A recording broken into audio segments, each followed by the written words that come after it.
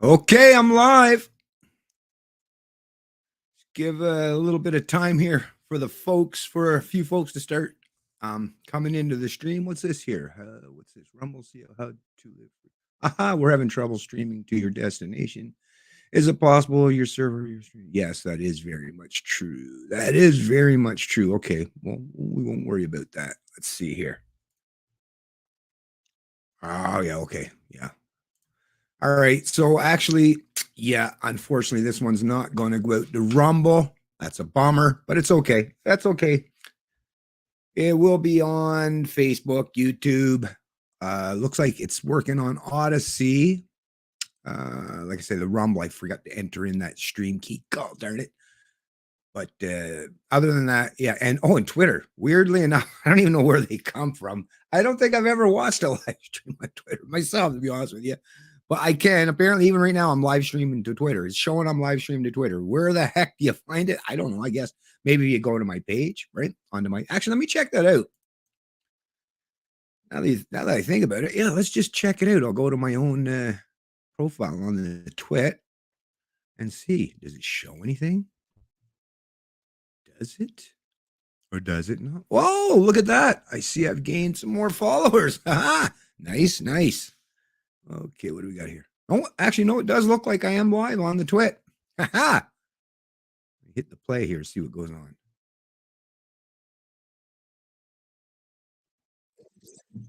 Okay. Okay, so yeah, it is working on Twitter. So apparently you can even watch my live streams now on Twitter. Wow, cool. And I will mention too, over the holidays, I got a couple gifts from the fam. So I'm going to try out the 2-camera thing. I've upgraded to the pro package. I'm a pro now with my streaming program that I use. So hopefully things are going to be even a little bit more improved this year. I'm always trying to ramp things up, step things up the best I can. What's going on, Matt Dugas? Happy New Year to you too, sir. I'm just waiting for a few people to trickle in here because you folks are going to get a laugh out of this first, just for the heck of it, right? Just for the heck of it. There's just this one story, and it's from the CBC. Of course, right? But I'm pretty sure at least there's a substantial amount of you folks will get a kick out of this one too. So like I say, I'm kind of anxious to do it, but I'm trying to hold off just a few minutes, give some people some time to get the notifications. Because as we all know, and thankfully we actually know this now, thanks to Elon Musk and Twitter, is these social media platforms. I mean, we always suspected it. I even said in the past, years ago, I used to say, what happened to my channels? Like, especially my YouTube channel, like it just dropped off like a cliff. But we do know now with not just certainty, but the evidence is in, the Twitter files, folks, and the information that Elon Musk and his team have released as it pertains to, there's real genuine shadow banning, suppression. You can put people on like blacklists on social media so that, my content will go out to like you folks that are like, avid consumers of my content. A portion of you, not all. Definitely not all, but at least a portion of you will continue to build. So it's like, well, it's working for me, right? But the difference is we're always and forever, based on, things might be changing now. This is the thing. It does seem that the balance of power is shifting a little bit, at least in the social media sphere. But, for the last little while, for me in particular, at least the last couple of years, the reason why I haven't been able to get any extra reach and why I've been frustrated and had to step away is, it's not me. Well, I mean, there might be some aspect of it, but no, for the most part, it's because, they're the powers that be aren't letting people like voices like myself or people like myself, get out on the center front of the stage, right? And actually, we'll get talking about some of that stuff in terms of gatekeeping a little bit later on the stream too. Mental note, Bennett. Mental note. Think of it, the gatekeeping thing, because that's a major thing. I've been thinking a lot about the whole gatekeeping thing. Maybe I should write that down, or you folks maybe somewhere in the chat. But anyways, the whole gatekeeping thing. But just one sec. I do see there's a few. Actually, I think there's a donation here. So just give me one sec there, folks. Chris Chutras, fight the good fight. 420. Nice. 420. Hey, that's funny that you donated 420. Hey, man. did you know what I was going to lead off with here? Because this is like, wow, this is really freaky. But no, I'm joking. But appreciate the donation. But yeah, when you find out the story I'm going to be leading off here, you'll kind of see where I'm going with this. But funky tees, coolest t-shirts on the streets. Sweet, cool, funky tees, nice.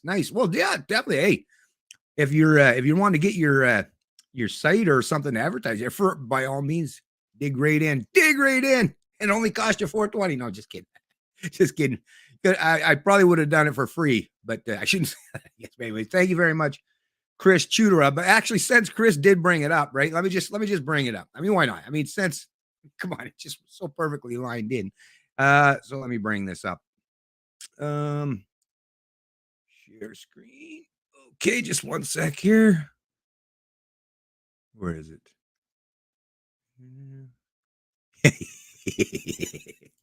Yeah, check this out. Oh my goodness. Look at this, folks. Look at the headline. Just look at that headline. Okay, where's the try to see where the actual article is lined up here. There we go. Okay, so by the way, Matt in apartment 6B, he's still doing great. Matter of fact, he's bought his 10th home. No, I kid you, right? But it's so hilarious to see this stuff, right? And I said, I mean, you go back through my videos. That's the thing about doing these things is I actually have real evidence, right? Proof that I knew about this. I talked about this stuff back when Trudeau and that's the thing. Even some of the liberal friends and stuff. I mean, of course, I'm all for people not going to jail or being charged or criminalized or punished or penalized for smoking, consuming, or cultivating a plant, right? Right. But I knew damn well the minute the Trudeau Liberals introduced legalization, not only was it, obviously to get the millennials vote for sure, right? But it was also a way to capture, to try, or to attempt to capture, to take over control, to assume control of the cannabis industry in Canada. Let me tell you, as a Canadian who, I have been known to partake in the past, like even when I was a kid, and teenagers, it was quite a normal thing for teenagers, right, to toke up in the 80s when I was growing up, right?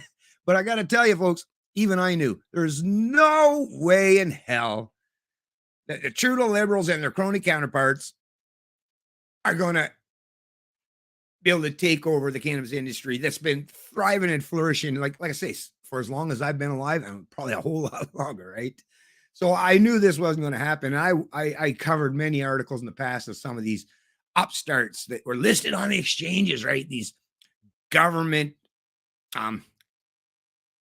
appointed cannabis corporations and shit, right?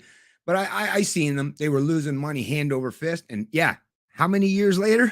It's still the same, folks. They still can't compete with Matt in apartment 6B.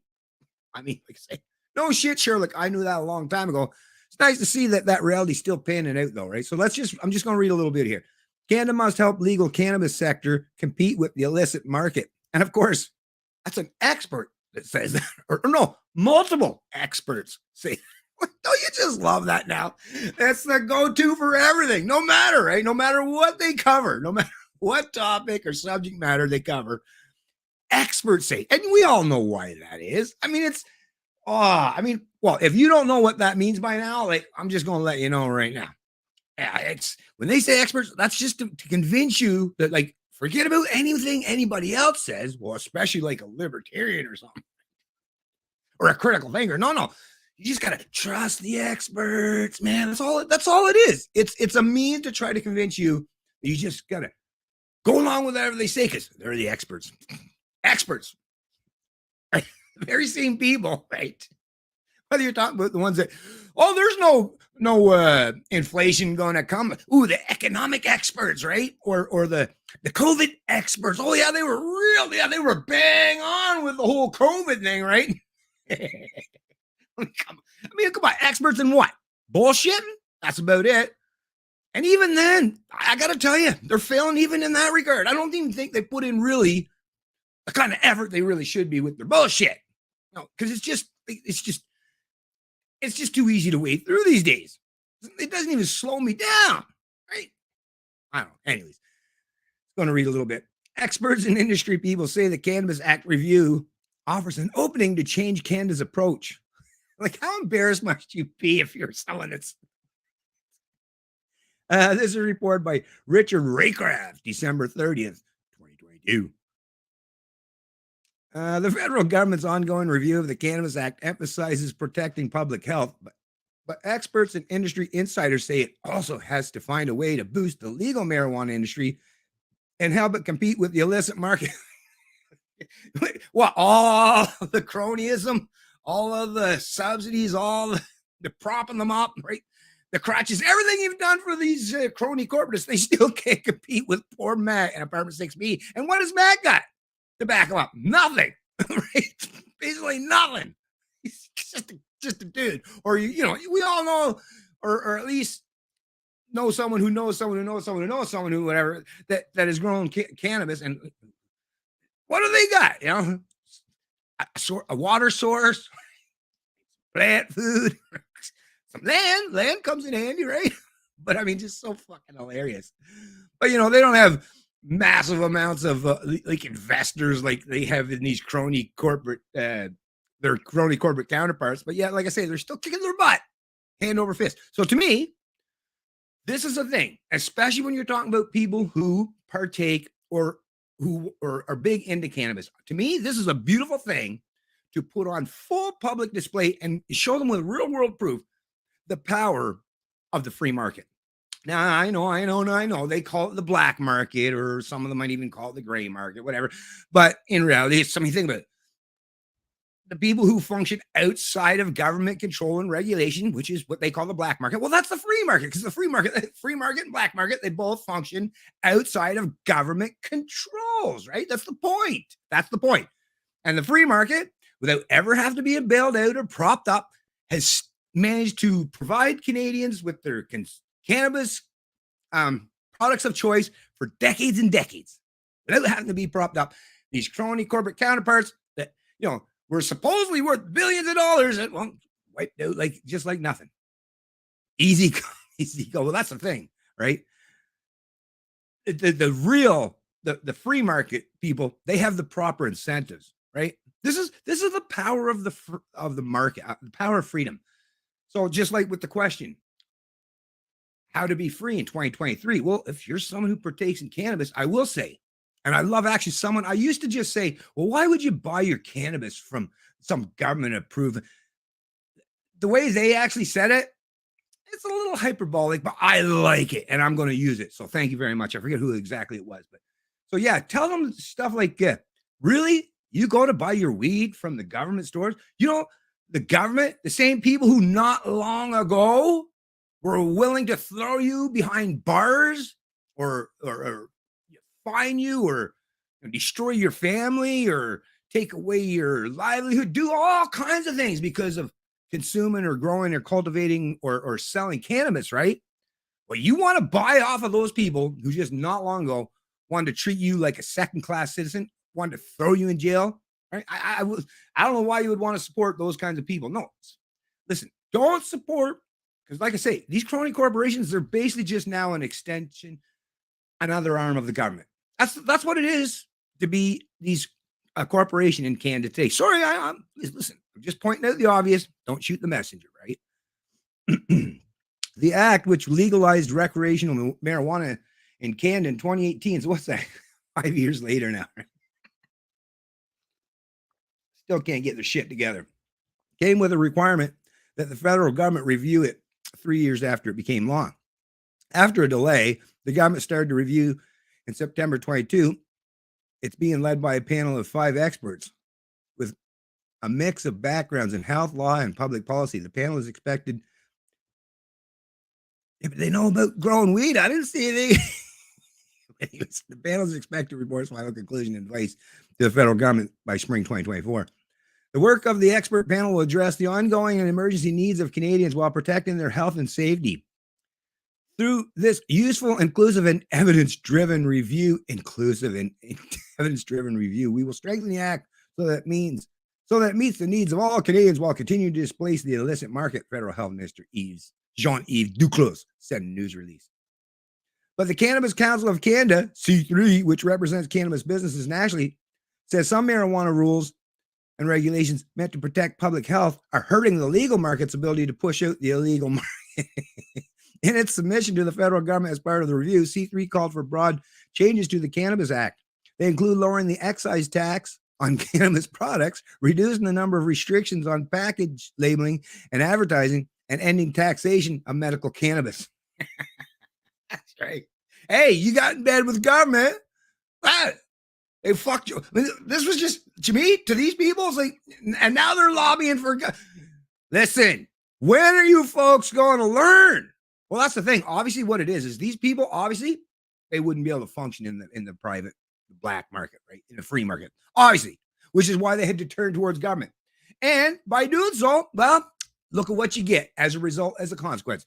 Good on you. That's the way I look at it. And that's all I really wanted to cover in terms of, I just thought it was hilarious that once again, all these years later after legalization, yeah, big government, the crony corps, still can't overcome or defeat Matt in Department 6B. Go, Matt, go. Go, Matt, go. Oh, yeah, I should have kept that up there because actually I usually place the links to these things. I'll try to remember to put that because I typically put the links to anything I cover in the description of my videos, which I recognize these days is really important. I started doing that years and years ago, and I realize now, no matter what, it's credibility, it's archives, right? It's a tremendous help, not just for me, but for anyone I'm trying to present my information to have like these things at their disposal. So when they're talking to someone else or whatever, you're not just scrambling or just using your own words. You actually have, the facts or information that you need to back up your claims. That to me, that's a big thing because credibility, that requires that you have evidence to back up your claims, which is why I've been doing this in this particular way for a long time. Now let me just check and we'll look at a few of the comments here. Surprise! I actually got a notification in time for this one. Sweet. I set notifications on this and Facebook, and they don't go off until after the live stream, if at all. I know. Like I say, the powers that be, or for whatever reason, it is what it is. But like I say, at least now I feel much better these days, knowing that there are reasons why these things happen. Anyways, Chris Chudras, fight the good fight. First, yes, smash that like button below. Thank you very much. I really appreciate that. Yeah, and I really appreciate the support as well. Thanks, Chris. Silent Walk. Howdy, CL and all. Hello, Silent Walk. How are you doing? Thanks for joining the stream. Really appreciate it. Hope you're having a good start to your new year so far. I am. Hey, Zach. What's going on? Hey, Bennett, can we take a moment to acknowledge the government's recent increase of CCP contribution? Trudeau's trying to kill my small businesses with 1,000 cuts, and I'm sick of it. I hear you, Zach. I hear you. And yeah, I mean, especially in particular, anything, and we do recognize and realize there's going to be some tax increases this year. That's going to be a bad thing, obviously. The only thing that I will say, the only reprieve that we do have, which sadly and unfortunately, if we were actually taxed to pay for all of the largesse that government is, spreading around, well, actually, it's not even really all our, this is the thing, it's not even really all our money. A portion of it is ours, of course, right? But through the debts and deficits, the power of debts and deficits, you're talking future generations at this point that are going to be paying for a lot of this stuff. So I hear you, Zach. Those of us that are alive now, we're already being screwed over.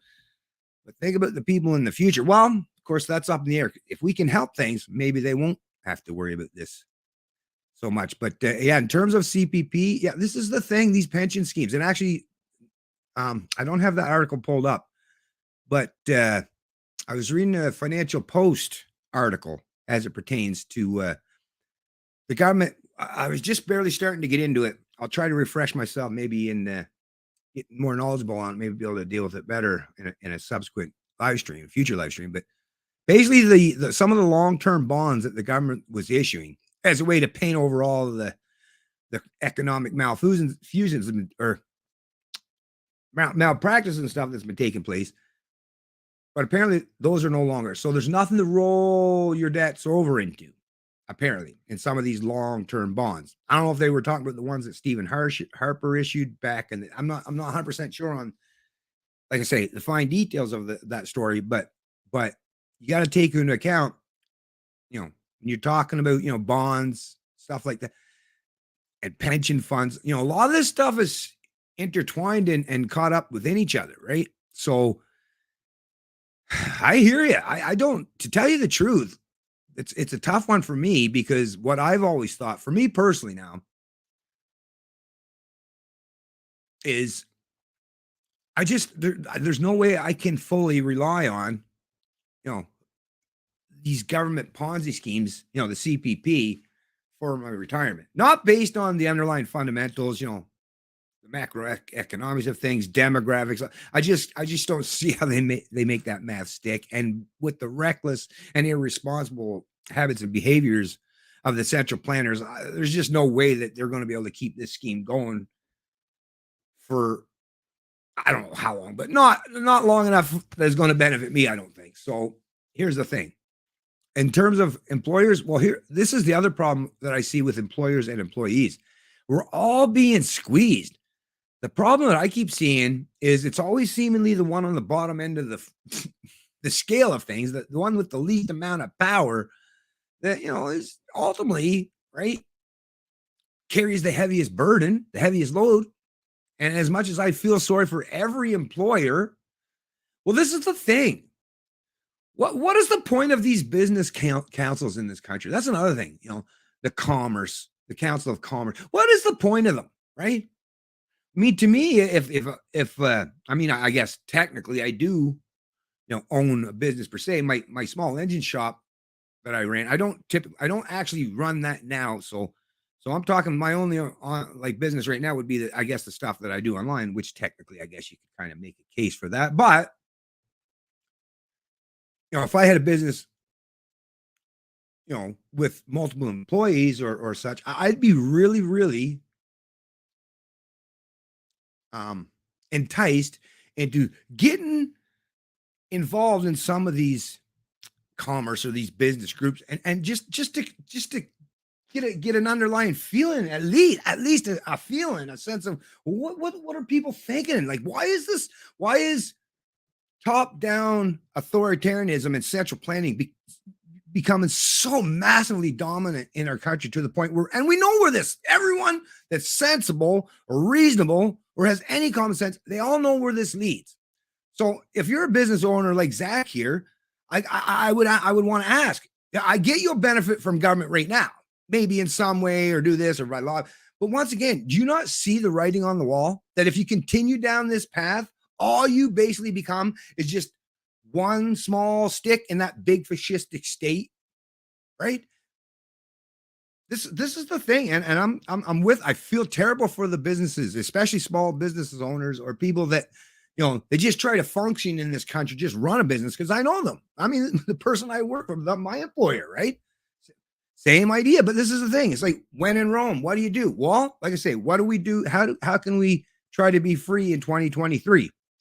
Well, I won't give you any personal or economic or business advice, Zach, but by sheer fact that you are a businessman and you run a business, I would say that it's incumbent on you and anyone else out there to come up with your own possibly unique ways, or even maybe methods that you can share with others that will help not just you as your business, but your employees and your customers get out from underneath big government. Because I feel this is the thing, and I see it all the time.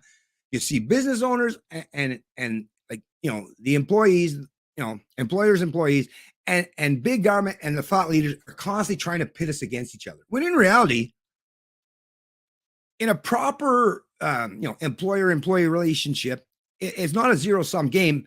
It's a win-win-win. It's so everybody wins kind of situation or scenario, right? So to me, the amount of rhetoric that is all about, the bourgeois or the proletariat, or, the socialist rhetoric, right? This constantly blaming corporation, your jag meat things, right? Or should I say businesses? Because that's the other thing. I mean, you have to register as a corporation, if you're not over a certain amount of things. So I get it. You're forced into that. But when I say businesses, is we all have to find our own ways to bring more freedom, social and economic. Now, if you're in a business setting like Zach here, you got to find your own ways to come up and ideas to come up with methods to make it so that we're all keeping more of our, whether it's our income or our wealth or anything that we garner through voluntary exchange or offering products or service, to find more ways to keep that. And that's the problem with even today, and I'm sure Zach's aware of this too, is taxation. I mean, that's bad enough, but inflation, in addition, on top of that CPP, the increase on that CPP is going to be a double whammy, or maybe even a triple whammy by the time you introduce carbon taxes and inflation on top of all that. So yes, we're being squeezed quite readily. And it is that death by 1,000 cuts. And I wish I could give you the kind of advice that you are looking for, Zach. But that's the thing. I'm humble enough in times when it's needed to just say I don't know personally. And like I say, to be honest with you, on a live stream, I just thinking on the fly, I'd rather hold off and reserve myself till I actually thought through it enough to give you maybe a properly articulated answer. But I'm with you. I feel bad. I feel bad for you, and I really do. So sorry I couldn't be much help to you, Zach. But thanks for joining the stream, my friend. Unfortunately, their goal is to form the World Economic Forum, cripple pretty much all the middle class businesses. Everything that's where we're heading not good. Well, I mean, this is the thing. Whether it is a concerted or coordinated effort, right, or it's just people acting based on the incentive structure that currently exists, which is terrible these days, is yes, there's some bad actors and there's some bad incentive structures that are coming for people like you or I. And well, they've been gunning for us for a long time. But I will just say this: at the end of the day, when I see and hear and observe these people, now I get it. They are in positions, they have a lot of control and a lot of mechanisms of power at their disposal. But the people themselves, who was it that said that? I think it might have been Jordan Peterson or something. But yeah, thank God that these are incompetent, mostly incompetent authoritarians and control freaks, because we'd be in a whole lot worse situation than we are now if they could actually do what they genuinely want to do. Right now, like I say, they're just pushing little bits here or there. I mean, they've pushed pretty hard, don't get me wrong. The Emergency Act, right? But they're not willing to take us all on full on head on, right? Because I think they realize that they've met their match. But yeah, I hear what you're saying. Oh, thank you very much. Hey, Les Sherrod, appreciate the donation, my friend. A nationwide strike, how to organize them. Well, this is the problem, right? A nationwide strike is, I mean, that's always a possibility, but think about what happens in something like a nationwide strike. You're never going to get everybody on board with a nationwide strike, right? So and it does sound like a good idea, but a nationwide strike would equally cause harm for everyone. Now, I will admit that harm would actually be, right, that thing that would maybe get a lot of people off their ass and start thinking about and doing something. So in some way, I'm kind of with you there, Les. I'm kind of with you there, right? And I understand that. And actually, I wouldn't even say yes or no to it. I mean, by all means, try it.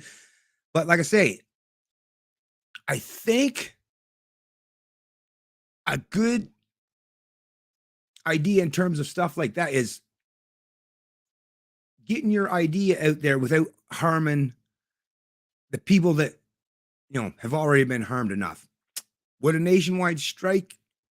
I'm not sure on that. I'm not sure, because even right now, when you look at some of these environmentalists, right, they were being quite effective for a while, but then they kind of went a step too far. And now even a lot of their supporters are turning their backs on them. So it is a fine line, and it is a balance act to figure out how do you do this thing without upsetting the apple cart entirely, or without getting the people that you're trying to help without causing them more harm. So I get you. That's why I asked the question. It's not an easy one to answer, is how do we live free in 2023. It's a tough one, but I'm just going to keep listening to some of your folks' suggestions because I know you got some great ones out there. And like I say, the nationwide strike, it may very well be. I will say this, right? I used to advocate for something along this line years ago, and just for the truckers, like the guys that haul the tankers, right? But once again, try to get all those people on board, right? That's the thing. People aren't going to shoot themselves in the foot. Not everyone's going to. Some people are willing to do that, right? Short-term pain, long-term gain kind of thing. Some people are not. But I will say that years ago, I used to suggest that if people,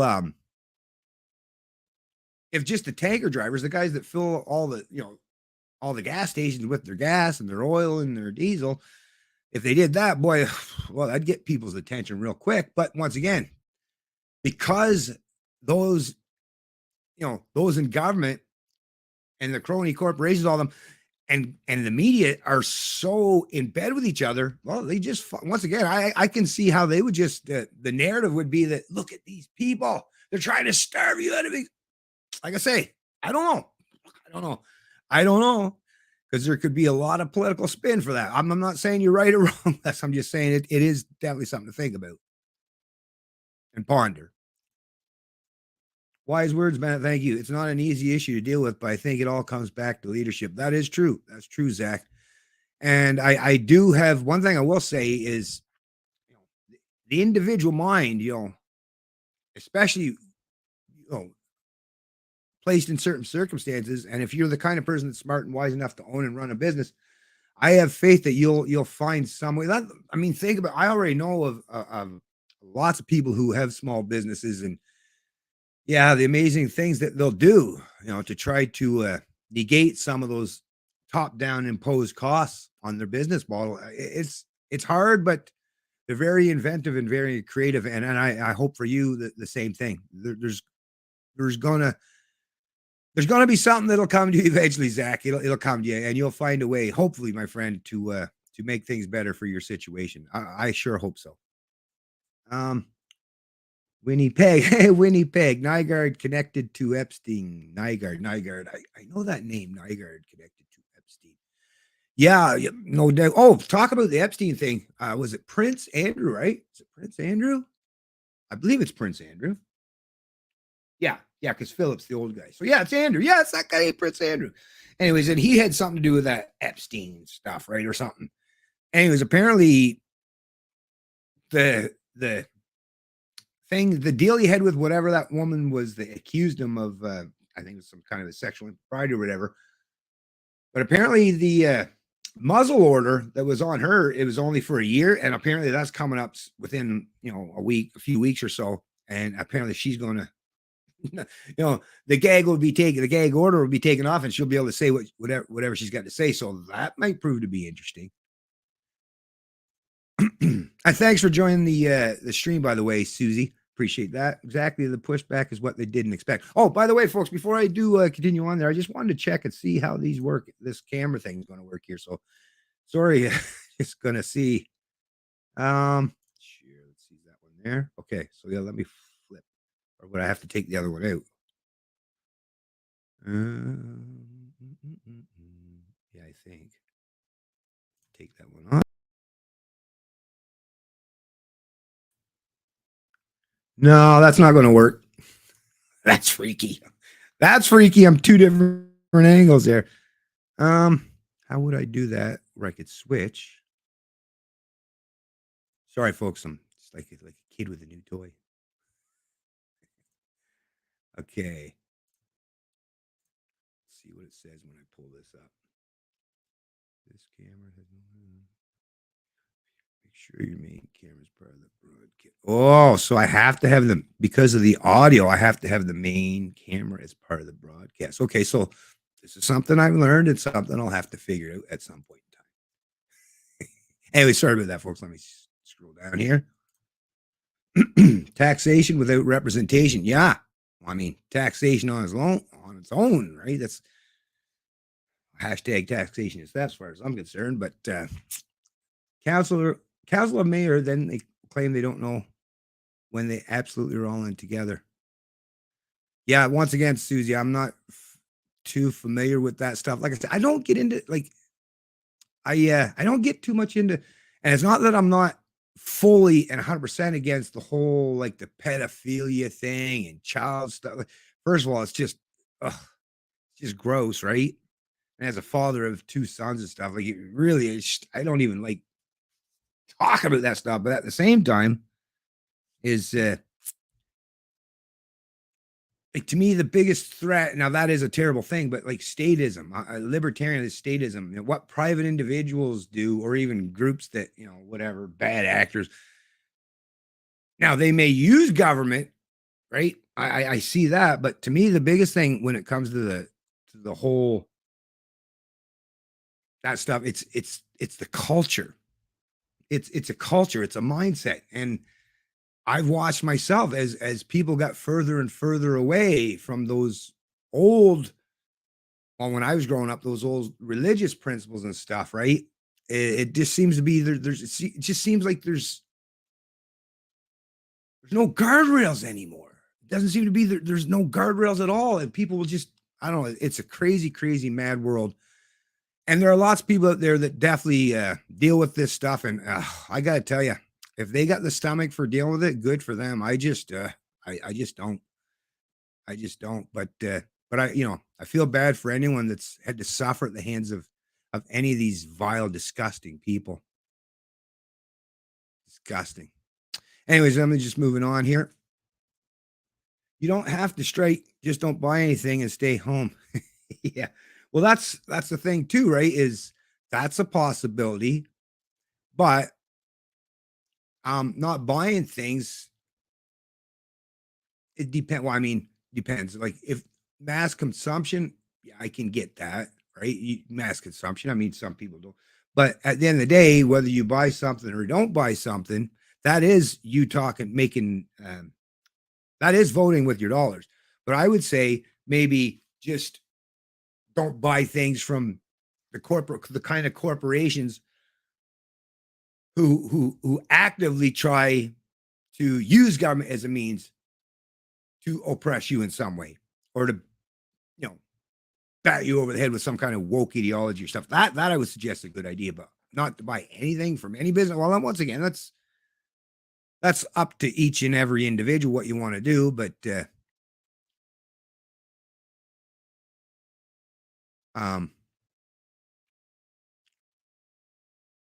sorry, I just lost it. Okay, there we go. But yeah, as far as like the buying things, I don't know. I still buy some things from time to time. I'm not a mass consumer kind of a guy, but I actually, that's the thing. I like the idea of capitalism, to be honest with you. I can see how there's so many benefits. Even when you think about absent government and cronyism and stuff. Even like, let's think about, I've used this example before, so let me just run this by you here. So think about even the billionaire. Now you can't use Elon Musk because he lives pretty low key, pretty low profile, right? But let's say, I don't know, probably your Jeff Bezos or someone that's got, or Richard Branson or one of these guys. Let's say you got $1 billion yacht or something, or a $500 million yacht. I mean, that's one person that owns that yacht, and you'd say, "What? No man needs that yacht." But if you think about it, listen, as long as the guy made his money by whatever, the whole thing, right?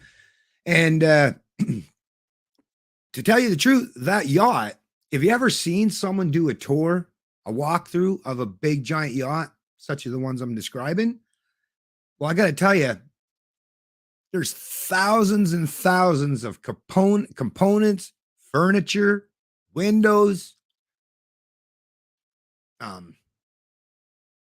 machinery, instruments, right?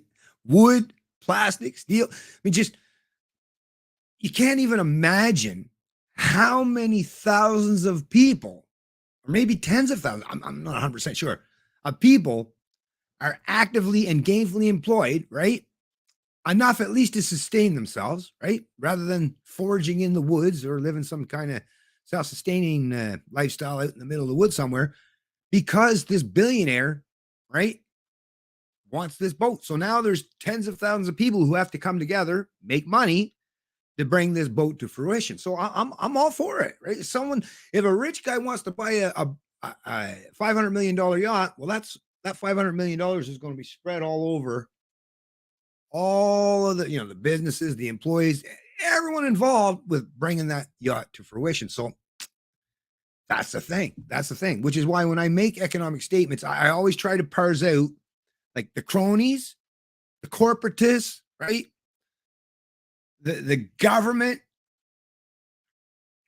protected class rather than the person that's just trying to make some money. And even though it looks like they're kind of captured by the state, what it is, just like Elon Musk, they realize, listen, everyone else is, right? Even Elon Musk himself has said he doesn't want any subsidies, and he does get subsidies. Let me just say right now, I'm 100% well aware that Elon Musk, his company, Tesla, gets subsidized, right, by government. But Elon Musk has come out and said, hey, listen, I don't want your subsidies. But if everyone else, if all of my competitors are getting subsidies and I don't take them, well, I'm just basically shooting myself in the foot and giving everyone else the advantage over me. So in a way you can kind of get, and it's a terrible thing. Just think about someone like Elon Musk who realized that he could probably dominate in that market regardless, and actually could probably dominate even more so if governments weren't propping up his competition as well, right? But once again, when in Rome, and it's a terrible, terrible thing. But that's why, to me, I deal with each individual within a business organization or anyone. It's like, what's your thought? So I get it. You might be captured in the system, but do you support it? That, to me, that's the key thing is, will I support your business or not? Do you support this current system, or would you prefer to function in a free market? And if that person would prefer to function in a free market and they're just like, well, listen, I don't know what to do. I don't know what to do. I need help. Right? Can you help me? And so I'm with them. And we should support those people because those are the people that we'll need, right? Because these are people with competition driven minds. These are people that want to flourish with freedom. And they would flourish really well in a free market type of environment. It'd be their crony counterparts who would lose out in that equation. And good, that's the way we would want it, right? I think a nationwide tax rate could be more effective. Calculate the taxes and hold them in account, but don't hand it to the government. Well, that's not a bad idea right there, to be honest with you, right? Because then, yes, because that's the thing. I mean, there are some things that government require these tax remittances and our tax dollars to pay for these expenditures that are on a monthly or yearly basis, or whatever. Right. So that is true. That is something that may very well be something that people could look into. Right. Definitely. There you go. You proved me right already, Zach. You're already thinking about something, right? So good for you, man. Good for you.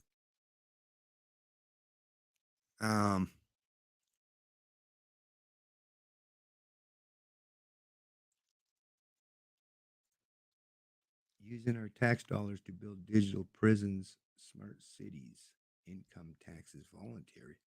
Using our dollars to build digital prisons, smart cities, income tax. Not quite sure where you're going with that one there, Susie. But income tax is not voluntary.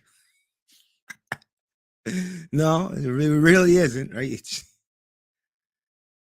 But I get it. If you're new to learning about liberty and the history of governments and fiat currencies, it is a lot to learn. So listen, I won't hold it against you, but no taxation. I mean, come on. It really, I mean, none of us. I'll just use me as an example because I can't speak for anyone else. But I got to tell you, I've never agreed to any government anywhere. No human being on this planet has ever come up to me or drafted some kind of a social contract where I read it all over thoroughly and made sure that, I can hold the person on the other side of the contract to account, and I can withdraw, right? Because that's the point of something, a contract or anything that's voluntary. Well, if I can voluntarily enter into the agreement, well, I can voluntarily leave the agreement, right? Right.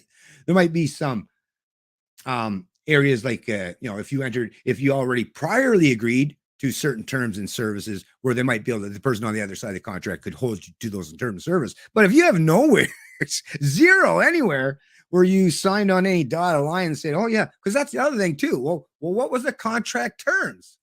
This is another thing. Nobody has ever told me what were the contract? What's the social contract terms? Because if you said it was the social contract for income tax that we agreed to an income tax, well, guess what? When the income tax came to exist in Canada in 1917, what was it? 2% for wealthy individuals and 3% for corporations, right? Let's just say that people were alive back then, because I wasn't alive back then, by the way. But let's just say they agreed to that back in 1917. Well, first of all, they're not alive today. Right? I would say most of them, no, they're definitely not alive today. But yet, do you think that agreement was not null and void the minute the government said, okay, now I'm charging you more taxes this year, and then more taxes the next year, and then this year, and then, like, people didn't go in every time the government, right, decided they want to raise taxes, that people didn't go in and say, oh, here, let me re-sign that contract, and I agree to it. Oh, or do you think that maybe they possibly agreed that, here, you can take whatever you want from me for the long as I live until I die, signed John Doe? No, right? And even if even with that, even if people back then agreed and had some social contract, and they actually did do that, well, I didn't. So why am I on the hook or obligated to pay off debts that people incurred, 50, 100 years ago? I mean, come on, this is the thing. No. Tax is definitely not voluntary, but I get it. That's the thing. That's how good the government is. That's why they get you at those young ages when you're just little. That's why they get you when you're young. Because you couldn't take a full-grown adult, properly educated, informed, and a critical thinker and say, oh, taxation is voluntary. You couldn't do that. Would never happen. They'd look at you like, what the hell? At least a thief admits he's stealing from me, right? But anyways, yeah. But I get what you're saying there. But okay, CBDC. Oh yeah, central bank digital currency is going to be the stranglehold on everybody because they will have complete control that's coming very soon. Unfortunately, well, that is something, because I think, what is it? One of the Federal Reserve banks in the U.S., one of them down in the U.S., I believe, are trying some kind of pilot program right now, from what I understand, with these CBDCs. And I got to tell you, I don't want nothing to do with a government CBDC. I'm sure Silent Walk feels the same way. I won't. That may very well be when cryptocurrencies get their second breath or third or however many there are at this point in time. But I will say, for the cryptocurrency credit there, stop creating fucking Ponzi schemes, man. Because, the underlying technology and the basis for Bitcoin, it could be amazing. Could be an absolute game changer if it wasn't for the fucking idiots out there playing these fucking Ponzi scheme games and ruining everything for everybody else. That's fucking goddamn people and their stupidity. But trust me, yes, a cryptocurrency. I mean, once the government has fully taken over and has 100% control over your money, your currency, I think at that point in time, alternative currencies, cryptocurrencies, just like with anything, the minute the government takes over any industry, whether it was prohibition back in the day, well, look at all these little mom and pop shops that started propping up, creating their own, or making their own whiskey or beer and all that stuff, right? I think what the CBDCs, once they do get implemented, well, once again, that will be the time that cryptocurrency, but then you have to have physical, right? That'll be good for any transaction in the digital realm, but we're still going to need something in the physical realm too. And I have no doubt that problem will be solved easy. That's the thing, the market. Damn, people need to, and it's not necessarily about faith per se, right? But I gotta tell you, I have more. I know, I get it, the word faith, right? But I have more faith in the power of individual minds who function within a market than all the central planners in the world, right? Because the person that wants to be free, that's a much, much stronger incentive than the one who seeks control. They might be really, really wanting to have power and control. But I guarantee you, that person that wants their freedom really wants to be free too. So, but yeah, that's a good point there. Um, well, let's see what's going on here. Jay for Freedom. Hello, everyone. Back online after a year. I hope everybody good, even if we still live in a socialist country. Yeah, unfortunately. But yeah, we're doing good, Jay. Hey, listen, appreciate you coming back on the stream. I don't know if you were like me, just took a little time off. I took basically the summer off, right? I was working like a mother beeper anyway, so I didn't have a whole lot of time, but I did enjoy the little bit of downtime because I really was you know quite deep into things, and I definitely feel a little refreshed this year. I do, and hopefully you do as well, Jay. But thanks for joining the stream, man. With the new taxes that Trader Trudeau is bringing this year, we won't be able to buy anything else except gas and food. Problem solved until we get on food stamps in 2030. I hear you. I hear you. That's they're coming hardcore for you. But once again, this is an area where use those beautiful minds, right? That's the one thing, and it gives you, that kind of a pursuit, that kind of a goal, that kind of initiative. In addition to your the really important things in your life, like your family and friends and loved ones and children and stuff. I mean, that stuff can really invigorate you and bring even a little bit more meaning into your life, right? If you put yourself in the position of trying to come up with ways to escape the state, to vacate the state, to function outside of the state, right? That's a beautiful thing. And like I say, there's so much innovation, and fortunately in the modern world that we live in, there's a myriad of ways that you can do that. And I'm sure that you folks will actively seek out those method, means, and ways, and hopefully share them with others. Just be careful who you're sharing them with. Don't want to give your opponents or your enemies the entire game plan. Anyways, let me just move on here. Zach got the only solution for this country: stop paying your taxes. If the masses do it, they are done. I mean, that's definitely a good idea. I'm with you there, Jay, and that is so far what I'm seeing. It's a great idea.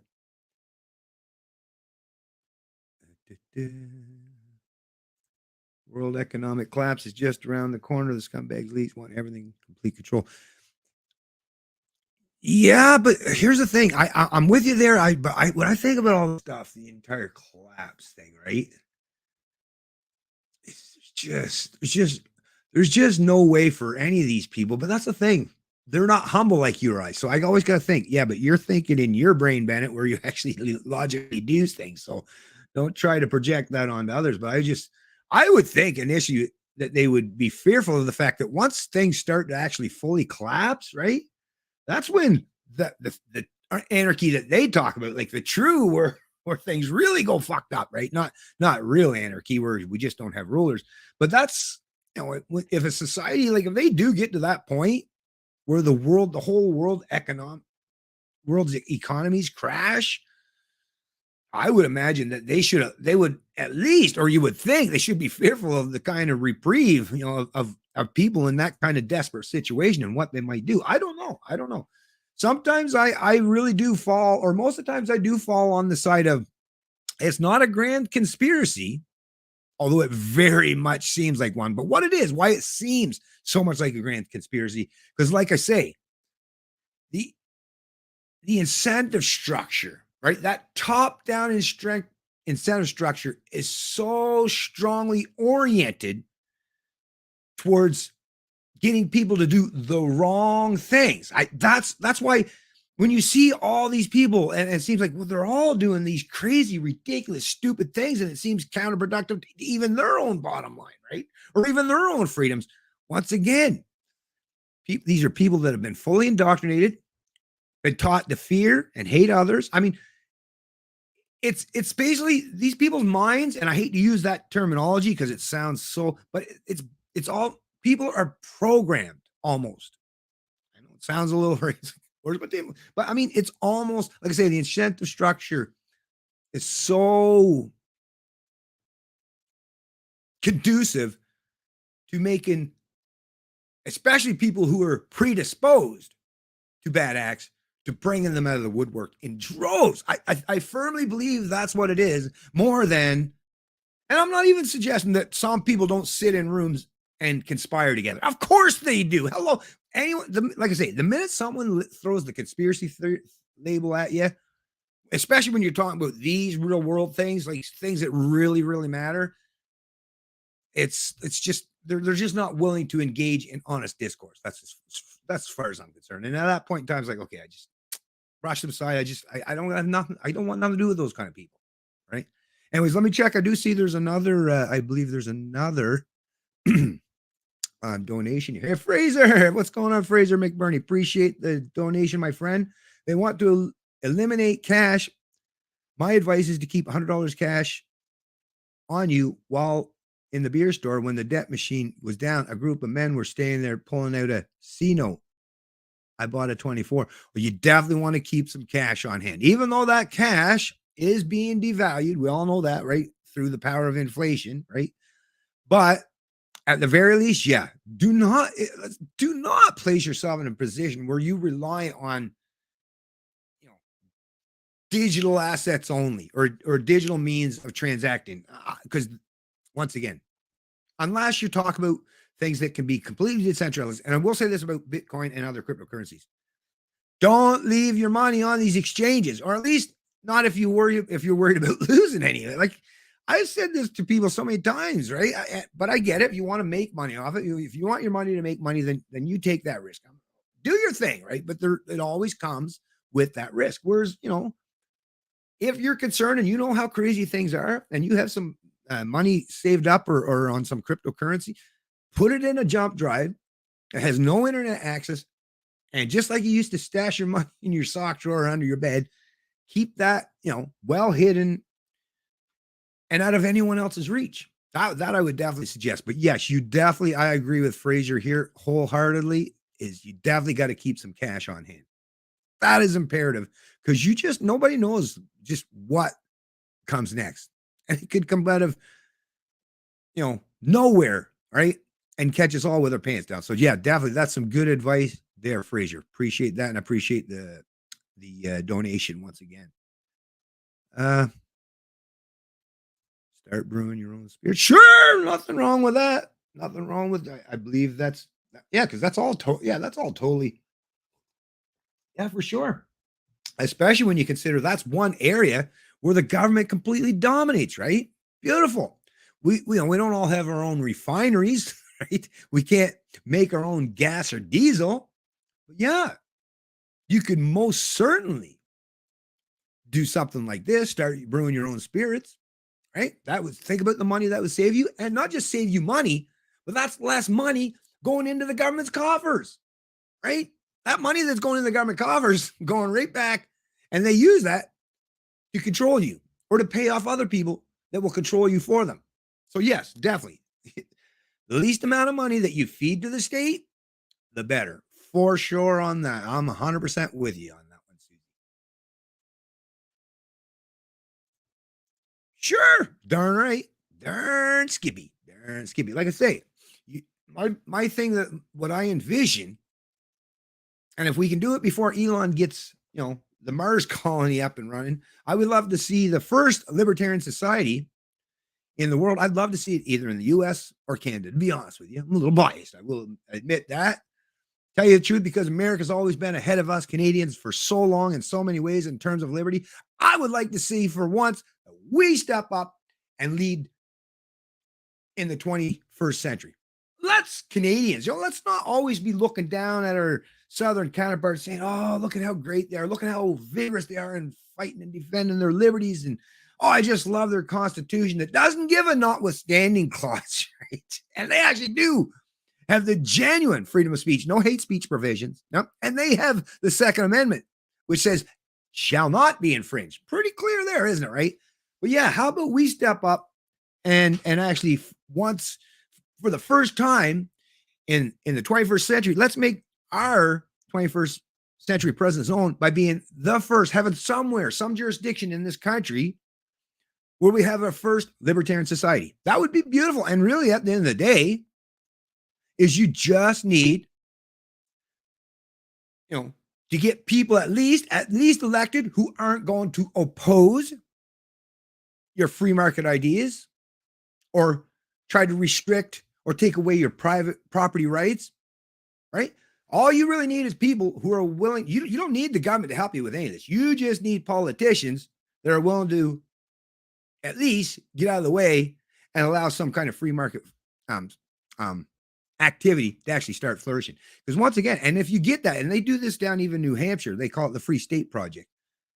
But yeah, you get more and more people. If you want, you got to create the kind of society you want to live in. If you want to live in a libertarian society where we all treat each other by voluntary means and interactions, we don't use force, we don't steal from each other, right?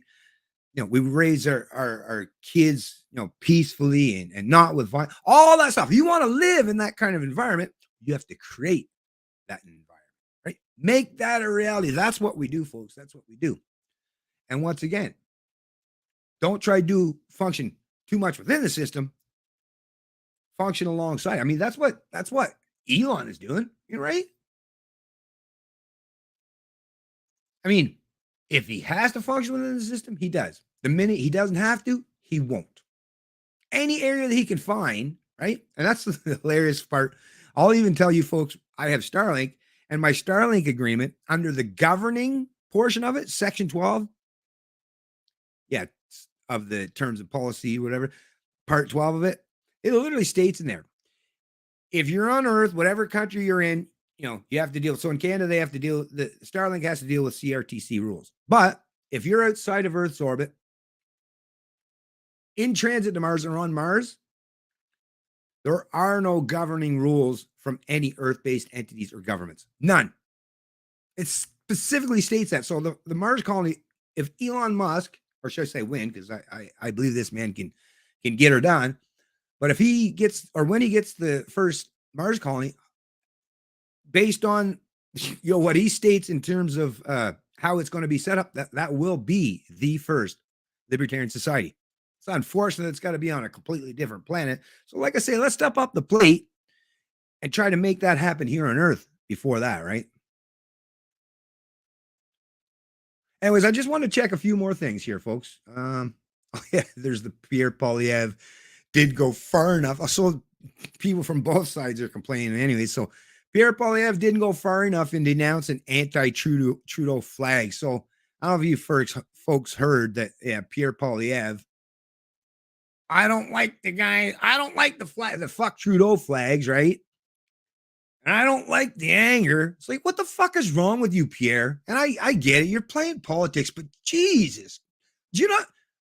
The Trudeau Liberals tyrannized the Canadian people for years. I mean, look at this shit, the hell the Trudeau Liberals put, especially and particularly the unvaccinated through. Huh?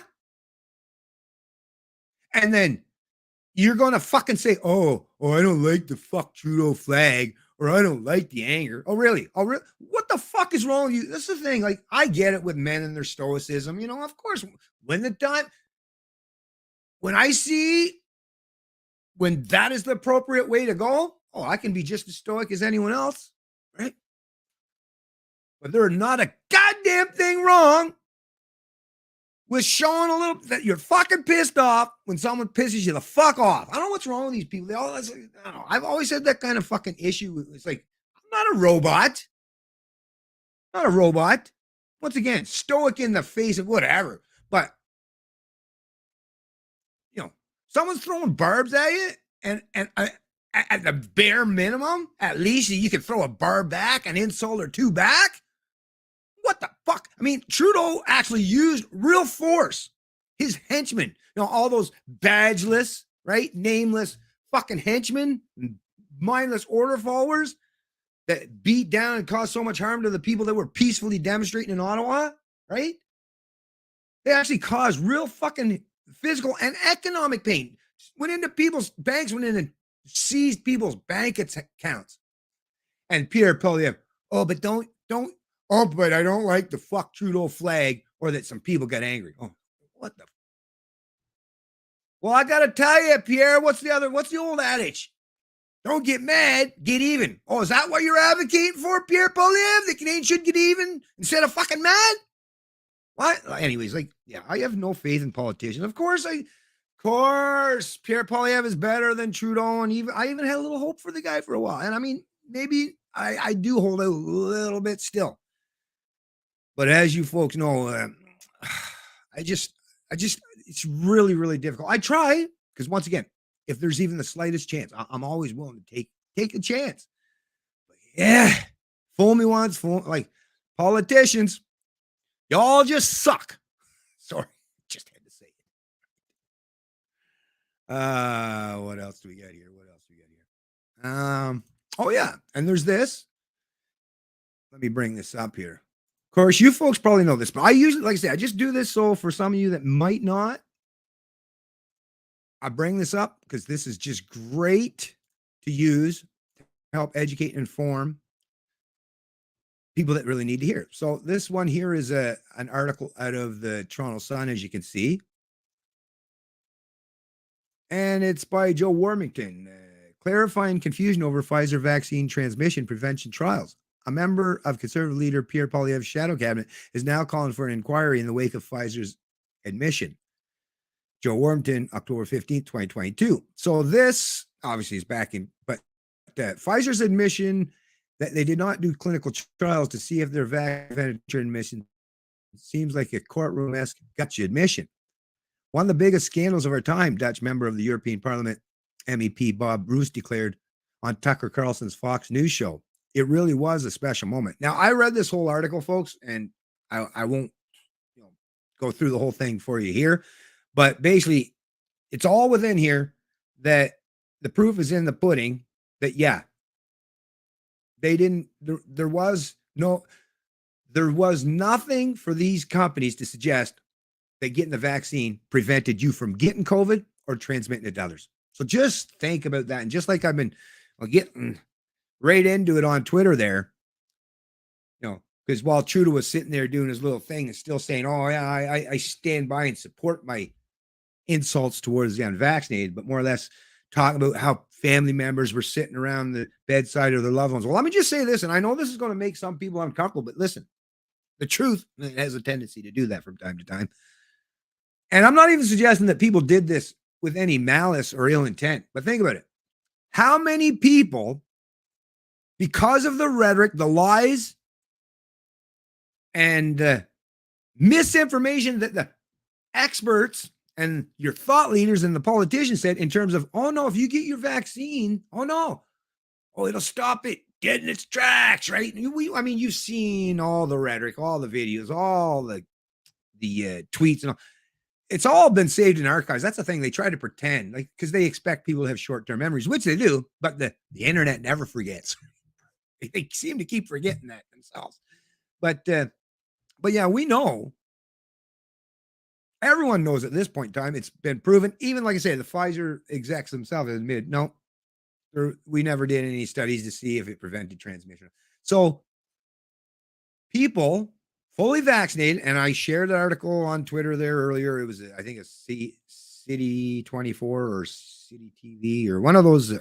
Anyways, that in some of the provinces and certain jurisdictions, the only people who were allowed into long-term care facilities were the staff, like anyone that's part of those facilities. You had to be fully vaccinated, and any visitors to those facilities had to be fully vaccinated. So there were no, based on the rules and policies, there were no unvaccinated people going into these facilities. And as we know, these facilities were the places where most Canadians died. The overwhelming majority of Canadians who died from COVID were in these facilities, especially early on. And who was it that was going into these facilities? But the fully vaccinated, believing falsely, I'll add, that not only were they protected, but they were protecting their vulnerable loved ones and anyone else in those institutions or those facilities, right?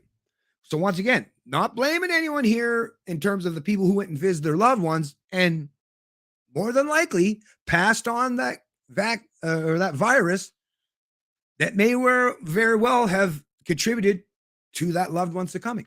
I know listen, but it's just a reality, folks. It's just a reality. Whereas if truth, if counter narratives, if counter information had been allowed and presented and people were given all that information and the ability to make the decisions themselves, well, right? How many people might have made different choices, right? Would you maybe, have changed your mind? Not you in particular, but I'm just, going to visit that vulnerable, aging, or elderly loved one with multiple comorbidities in that facility if you had known that the vaccine did not prevent you from passing it on to that person. Would you have? Or would you have made a different choice? Right? Right? But once again, these are the kind of things that very few people are willing to talk about. I am, which is why, as you folks know, they don't want to let me outside of my own little sandbox. I can only play it here because, if my voice gets heard, I think it does. I think it does a pretty good job of completely destroying their bullshit, right? So, I think that's a big reason. Not that I get canceled. That's the other thing. I have not been canceled on any platforms. I cancel when you can just suppress them. See, that's the thing. The people that they've canceled are people whose voice was already well amplified, already had their message out there, and they seen it was actually sticking. For someone like me who had a fairly small audience to start with, oh no, I can even see it from their perspective is no, just make it so that he's only functioning in his own little tiny echo chamber. We won't have to worry about him, right? So I totally get it. But anyways, scroll all the way down to the bottom. Oh, by the way, there's a poll there if you want to take it. Did you get vaccinated believing you were protecting family and friends? Actually, you can view results. Let's check this out, folks, in real time here. Oh, look at that. 63.47%, which is a 2,630 votes. People said yes, that they got vaccinated believing you were protecting family and friends. Yep. Anyways, once again, if you scroll right to the bottom, like I say, it's a good article. Definitely check it out. And it'll be in the link of this stream for sure.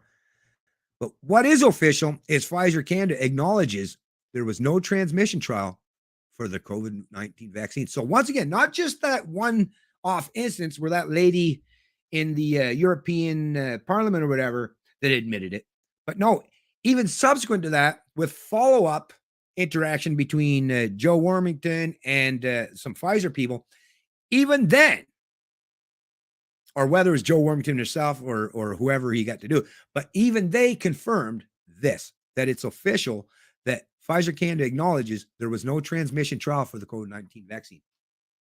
I mean, come on. I mean, that's a smoking gun. That's a huge smoking gun right there.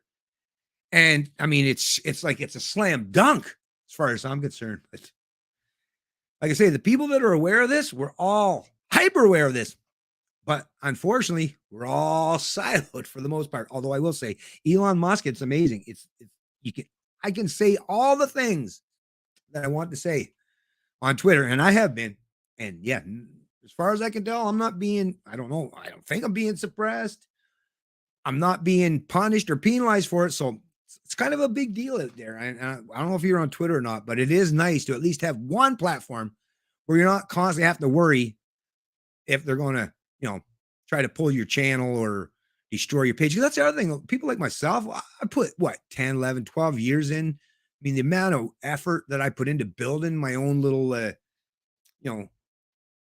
pages or groups or channels, like a lot of work. I don't want it to go away. I don't want it to, even though I admit I do have backup and stuff, but I don't want it to go away. I like having that. So anyways, yes. So I'm just going to pull that one off here, folks. Pretty interesting stuff though.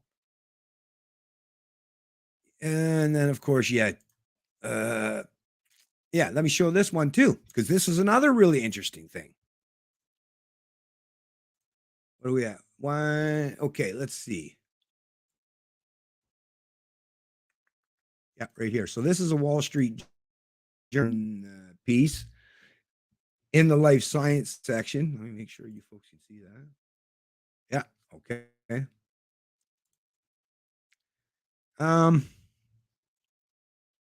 Are vaccines fueling New COVID variants. The virus appears to be evolving in ways that evade immunity.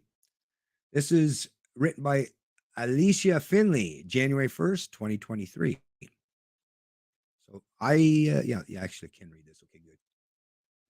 Public health experts are sounding the alarm about new Omicron variants dubbed XBB that is rapidly spreading across the Northeast US. Some studies suggest it is as different from the original COVID strain from Wuhan as the 2003 SARS virus. Should Americans be worried?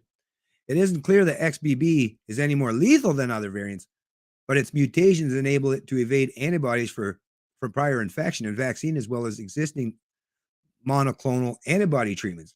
Growing evidence also suggests that repeated vaccinations may make people more susceptible to XBB and could be fueling the virus's rapid evolution.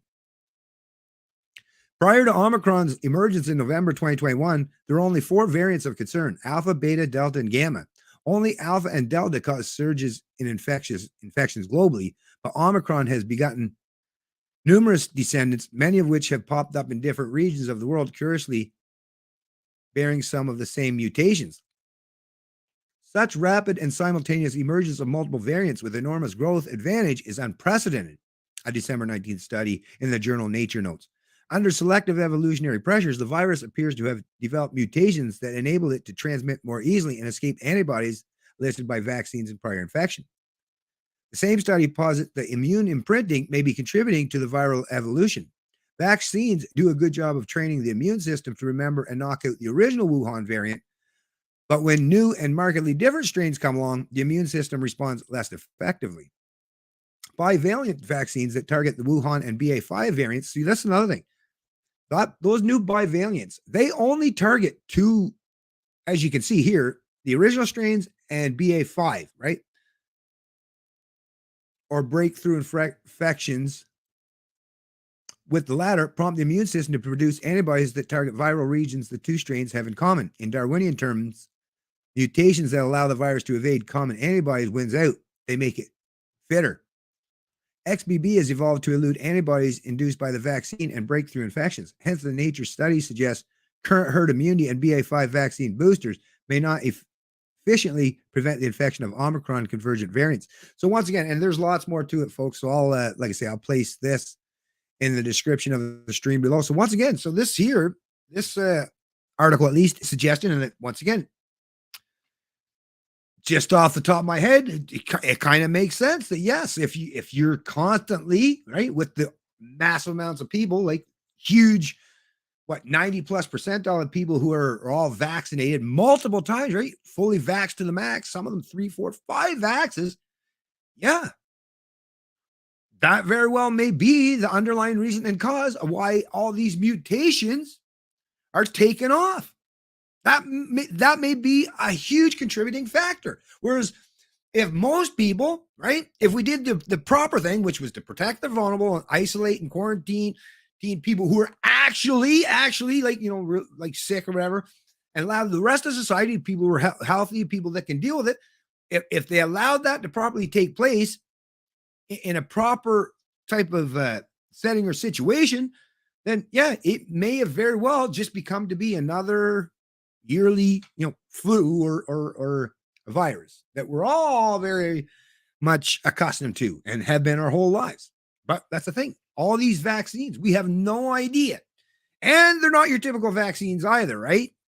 This is all new mRNA technology as it pertains to these kinds of viruses. So once again, and the fact that they're not just 1, 2, 3, 4 on like what 5th dose of some, I mean, of course, there's very real potential that that's a contributing factor to the continued spread and potential threats, right?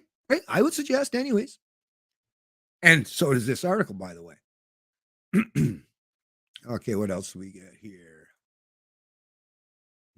Yeah, I won't even bring this up, but you folks are probably familiar. It's just so hilarious how things change, right? But now that travelers from China to Canada will require proof of negative COVID-19 test as cases surge. So, the U.S. did it first, right?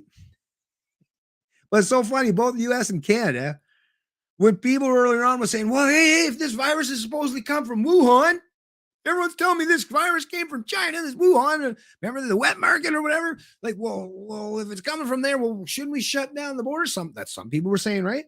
And what was the rhetoric from all the establishment, right? Just like, oh, you're xenophobe. Oh no, what? Oh, you're gonna accuse them all of it. You can't treat everyone collectively like that. Punish them. It's so weird, right? But now it's okay. And the fact that, anyways, the hilarious part is the fact that 3 years later, China is having an outbreak of COVID-19. Oh, what? Your zero policy didn't work? Wow. Any fool could have told you that, China, but I don't know. Jeez. I tell you. Craziness. But yeah, it's so funny how things change, right? Anyone that would have even slightly advocated for this early on, oh, you were xenophobe. But to do it after, oh no, it's okay now. Totally okay now. Just there's no consistency. That's the thing with these folks. There's nothing consistent because they're ideologically driven. They're not thinking people. Thinking people, at least, right? If you're thinking about things, you know darn well. It's like, that doesn't sound right as it's coming out. You know when you're introduced. Even myself, when I'm saying something, it's like, oh shit, that's not making sense, or fuck, that contradicts something. I say, I catch myself in it. But if you're not thinking, you don't have to worry about this stuff, right? And here's another one. I'm going to place all these in there, but rather than just keep bringing them on the screen, I'm just going to go through them quick here, folks. This one's a Toronto Star article. Why in Ontario and in Canada this became COVID's deadliest year? People are still suffering. People are still dying. This is written by Kenyon Wallace, investigative reporter, Tuesday, December 27, 2022. Yeah, why is it Ontario and Canada this became the deadliest year? Why is that? Why is it the deadliest year when 90+% of the people are all vaxxed to the max, right? And all these other protective measures and lockdowns. And how is that even humanly possible? Right? That's something that at the very least people should be questioning and pondering on. And even the contributor to the Star is doing that. Kudos for them. I always give credit when credit's due, as much as I'm no fan of, Toronto Star contributors. But yeah, that's a good question. That's a damn good question. Love to hear the answer. The truthful answer. Right? Oh yeah. Well, no, I won't bring that up. It's okay. Oh yeah, here. Let me get into this one here, folks. How crazy is that? And they're getting ready to bring Bill C-11 too, right? That's the other thing to take into account as I read this next article. Right? Let me make sure you see that. Okay, yeah. This was from Post Millennial. Shout out to Post Millennial. What's this? Roberto Wacarel Cruz. Hey, yeah, Roberto. Oh, yeah, that's that guy. Yeah. I think he's the main guy from Post Millennial. Anyways, so this was December 29th, 2022. Distrust of government is bad for you, claims study funded by government. One group, the Canadian Institute of Health Research, is a federal agency responsible for funding health and medical research in Canada and is comprised of 13 institutes. A new study claims that it is unhealthy to distrust your government. A government-funded study suggests it's unhealthy to distrust government. Really? I wonder if there'd be any conflict of interest. Oh. But as it turns out, these studies themselves are funded by several federal and federally funded Canadian agencies. Yeah. The study published by the American Journal of Medicine, but authored by a trio in Canada, outlines how COVID vaccine hesitancy correlates with an increased risk of being in a traffic accident. So you folks are probably familiar with this, right? Because, if you're, I guess they're just, and as we know, the methods was just people sitting around speculating like, well, just think, well, I mean, if these are the kind of people who are willing to take the risk with their health, well, they're probably willing to take their risk when they're out driving vehicles too. It's like, really? That you go from there to that's it? That's your big study, is it? Because they're daring in this way. Because they question the science, because they don't fall for bullshit rhetoric, because they're smart enough to think for themselves, well, they must somehow be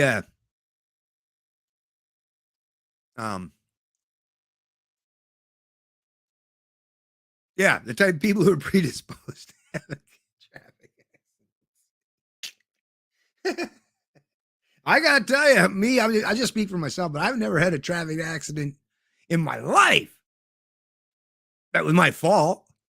I've been in accidents with somebody hit me from behind before and stuff, right? But no, but that's the thing. It's just. I mean, the amount of just low grade, even just low grade. I mean, no actual um person with any genuine competence and intelligence would take any of this stuff seriously. But hey, this is what they're trying to do, folks. And then when they want to jam this kind of crap into people's minds, right? The Canadian minds, because they realize that a lot of Canadians are quite gullible.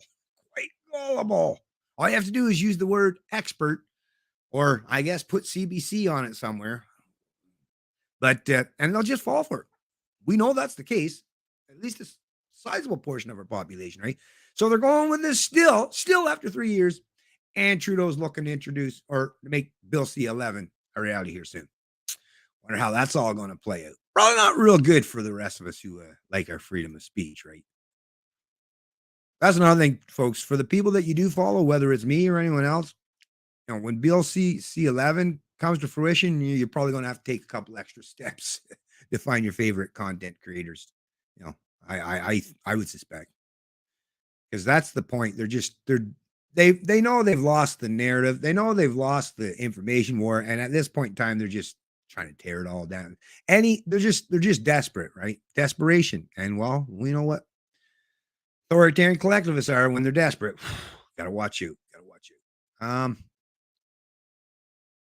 Anyways, I'm just looking at some more of the comments there, folks. See what you folks are up to here. Scrolling. Holy crap, I got way behind the 8 ball here. Okay. Oh, here we go. I see Gato's in the stream. What's going on, Gato? Being a scientist and basing my conclusion about the natural world on empirical evidence, I think there might be something with the vax. Interesting. Interesting indeed. Thanks for joining the stream, Gato, by the way. Okay,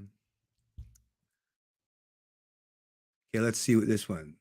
All my colleagues are catching the coof again and again, and they had so many posts, they look like a porcupine. And I never got it, even if I interact with these people. Well, that's an interesting thing, isn't it, Gato?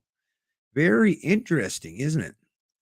And, you know, that's quite a normal thing I'm hearing from a lot of people, to be honest with you. So your experience anecdotal, my experience anecdotal, but you get enough of those anecdotal experiences together and, well, you know what I mean? Hey, Gordon Ramsay, sending the politicians to Wuhan. What's going on, Gordon Ramsay? Thanks for joining the stream, man. Appreciate it.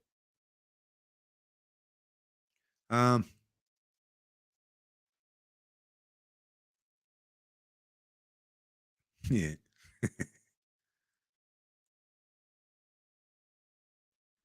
Oh, did I already? I thought I already seen this, right? A double duber for sure. Awesome. Thank you very much, Chris Kucherus. I fight the good fight. I appreciate the donation again. Great show, a double duber for sure. Puff, puff, pass. Puff, puff, pass. Right on. Awesome. I'm glad that you're enjoying yourself, Chris. Really. Because at the end of the day, you know, there's a lot of times that we got to take things quite serious, right? And I mean, you know, I take this stuff obviously very serious, but yes, you do constantly have to balance it out with laughter, right? That's why I love comedy and comedians. And thankfully, comedians, from what I've seen, a lot of the really good comedians, anyways, are libertarian leaning, more live, let live kind of people. And if you think about it, it actually does make sense. And it's a great thing, because laughter truly is the best medicine. Oh boy, it does a great job. You know, some people, they got to run to their Zoloft or whatever, but yeah, just have a good laugh. A good laugh goes a long way. It really does. It really does. So true indeed. Anyways, folks, I see that we're at what, an hour and a half, and I've been trying to keep them around this kind of a time frame. You know, I will point out, just mention, there's a couple people that I'm really looking forward to. I kind of been holding off till the new year, right? but there's a couple people I've been looking to have interviews with, or I'll be interviewed by, right? Not going to give anything away just yet, but yes, a couple of them are people. Well, I will say there are some favorites that I've had to past interactions, and we're still great friends today that we're gonna do a live stream together. A couple of those great folks, and you'll be familiar and happy to see them once again on the stream. But there's also at least one or two that I've never interacted with yet, but I'm really excited to do so, and I'm really looking forward to it. So, like I say, I'm just kind of putting a little teaser out there for you. But yeah, 2023. That's why I stepped up to this professional level for my package. Got to be running the two cameras. I'm still sorting all that out. You got to remember, folks, I'm the only one here that does this stuff, right? I do everything on my own. I don't even have my son. Earlier on, years ago, when I first started doing this, he would help me a little bit here and there. He's got his own thing. He does his own thing, right? But I'm a one-man show here of all the setups and getting everything all, and there's quite a bit to it, to be honest with you. Not just getting set up for what you're going to cover on the stream, but then all the technical aspects and areas of that. I'm learning, getting better, but it would be cool if you had someone that knew how to do that stuff that would make the whole show just seem a little bit more professional and seamless. I apologize. I am an amateur. I admit that. Not a pro, and I never played one on TV, but I try to do as best I can. And of course, at the very least, I will always continue to try to improve myself. So anyways, thanks to all you folks. And once again, let me just see, was there anything else up there real quick? Oh, there is a thing from cold versus flu. I'm going to put this is from the CDC.gov. What's the difference between a cold and a flu? I just want to I'm going to put that in there anyways, because there's some good information in there about coronaviruses, right? And all that stuff. So just so, once again, there's the way I look at it, right? The wiser you are, the more knowledge and information you have at your disposal, the better to counteract the propaganda and bullshit. So that's why I try to offer as much as humanly possible, because there's a lot of bullshit and propaganda out there, right? But yeah, all this stuff will be linked in the description of the stream. And I'm just going to tie this in one up, and I really appreciate the support of you fine folks. I appreciate you joining the stream and taking the time out of your day. And like I say, I'll try to do it too from now on for the streams. I'll try to, as best I can for the most part, to give people like at least a day notice in advance, because I know these notifications don't work out real well. A lot of people miss out on them or just never see them at all. And maybe even if you don't mind, once in a while, just sharing them to someone that maybe you think might want to watch them, because it would be nice to get some new fresh eyeballs on my streams. And I'm going to start actually doing some videos, some standalone videos too, because I remember back when I used to do them, people really liked them, 5-10 minute kind of jobs. But anyways, once again, thanks for all you folks to join the stream. Really appreciate that. Have a good rest of your week and enjoy the new year, folks. Enjoy the new year. And of course, another great thing to do in the interim, in the meantime, before you see me in the next live stream, is think up and come up with as many ways as humanly possible and how to live free in 2023. It's Canadian Libertarian, and I love liberty.